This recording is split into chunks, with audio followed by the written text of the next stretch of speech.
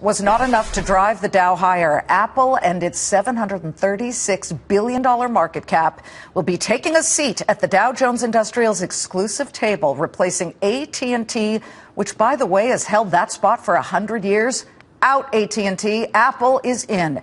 Apple has come such a long way from its start in a California apartment of Steve Jobs. Now, why the switch? This morning, our Maria Bartiromo asked David Blitzer, kind of the man in charge of this, S&P Dow Jones Indices Index Committee Chairman. He explained how the decision was made to add the company to the Dow. That's not the reason we put it in. The reason is, given the situation in the index, this is the right moment to do it. And it's really what the index needs to properly represent the market. Well, one of the three men who toiled in obscurity back in 1976 is with us now in a Fox Business exclusive. Ronald Wayne, who alongside Steve Jobs and Steve Wozniak, the original Apple co-founders, is on the phone with us from California. Ron, this morning I called you the second I heard Apple would be joining the Dow. I think I woke you up in California because it was a little early, but what was your first thought when you heard? Well, it was quite remarkable, of course, and as I mentioned at the time, even though I knew that Apple was going to be a successful product, it was the right product at the right time, no one could have anticipated that it would become what it has in the last 40 years. I mean, amazing. Back then, we're looking at these pictures of you and Steve. They're really kind of poignant because you guys had no idea how big this thing would be. But even back then, and here you are on the right next to Steve Jobs, were you bloviating and puffing out your chests saying, one day we'll be on the Dow?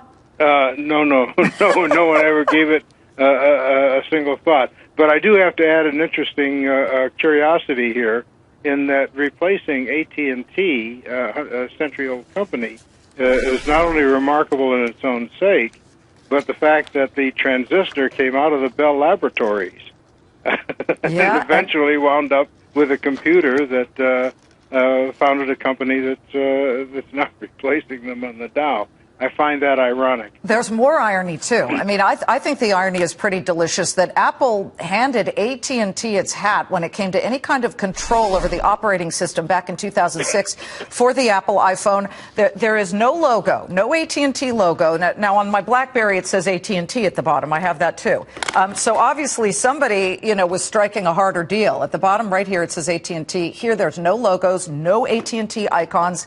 And on top of it, though, even more ironic, Ron, that AT&T exclusively first unveiled the iPhone. They were the system, the carrier, right?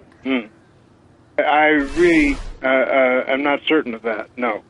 I'm not saying it didn't happen. I'm saying that I'm not familiar with that. Well, I find it so funny because here you are, one of the co-founders, and you're a little, I wouldn't say disinterested, but you came from Atari. That's how you met Steve Jobs, right? And yes. You were brought in to be one of the adults. And in fact, you designed the first Apple logo, which shows Isaac Newton sitting under the tree, waiting for the apple to hit his head for that great idea. And you also wrote, here's the logo here. You designed that thing. And then you also did the manual for one of the first computers. What was it like? I mean, I heard you guys sold your own calculators and VW buses just to keep this thing going. Well, my job actually was to keep a little peace between Steve and Steve. They had minor difficulties, which I had no difficulty in resolving between them, and providing the technical background that I had as a result of 30 years in engineering and some personal experience in corporate enterprises. Well, yeah, you were the adult supervisor brought in from Atari. I love it. It's great to hear from you, Ron. One quick question. And by the way, you've written a book about Apple, which I encourage everybody to read. You wrote it in 2011, and it's just fascinating to see. But one thing, Apple unveils the iWatch on Monday, supposedly. That's the big expectation. Right. Will you be buying one? I have to admit I've never owned an Apple product. But I may very well buy one of those, yes. Somebody gave you one, I heard. Gave you an Apple product, iPod, right? yes. Many years ago, I gave it to my boy to have him show me how it worked, and my chances of ever getting it back now are somewhere between slim and none, and Slim's out of town. Slim just left town, I heard. Yeah, Ron, it's great. It's great that you're in town to talk to us. Thank you so much.